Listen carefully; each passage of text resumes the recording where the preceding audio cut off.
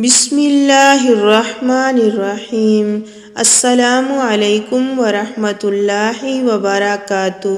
حضرت عبداللہ بن عمر رضی اللہ تعالیٰ عنہ فرماتے ہیں کہ رسول اللہ صلی اللہ علیہ وسلم نے فرمایا کہ 4 عادتیں جس کسی میں ہوں وہ خالص منافق ہے، اور جس کسی میں ان 4 میں سے ایک عادت ہو تو وہ بھی نفاق ہی ہے۔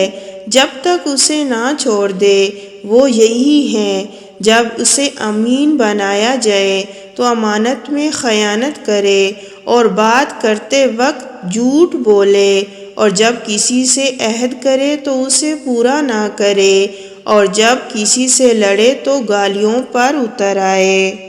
حضرت معاذ بن جبل رضی اللہ تعالیٰ عنہ بیان کرتے ہیں، میں نے رسول اللہ صلی اللہ علیہ وسلم کو فرماتے ہوئے سنا، جو شخص اس حالت میں اللہ سے ملاقات کرے کہ وہ اس کے ساتھ کسی کو شریک نہ ٹھہراتا ہو، 5 نمازیں پڑھتا ہو اور رمضان کے روزے رکھتا ہو تو اسے بخش دیا جائے گا۔